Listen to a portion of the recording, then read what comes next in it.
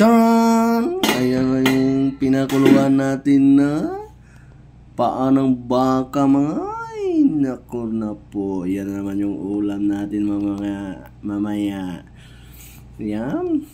Timplahan na natin yan para malantakan na natin yan mamaya mga lods. Yan na.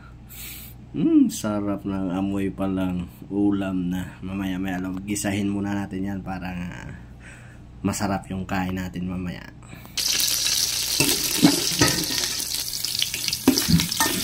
Yan, gigisa na tayo mga lods.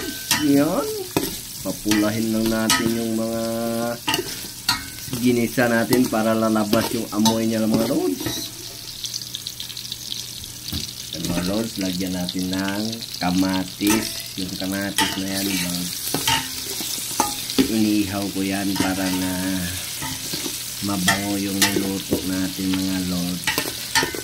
Yan. Sinigang natin yung pata sa kamatis. Ay, amoy pa lang mga lods. Ang sarap na.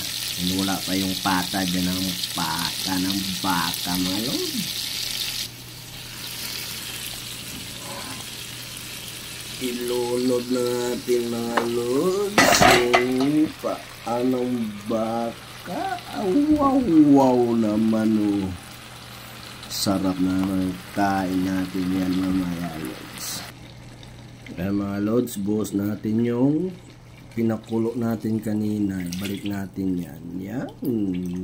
Wow na naman yung ulam natin mga lods. Eh, sakto ngayon yung panahon, malamig. Kaya magpasabaw tayo mga lods. Yan mga lods, hintayin na natin yan kumulo. Takpan muna natin. Charan!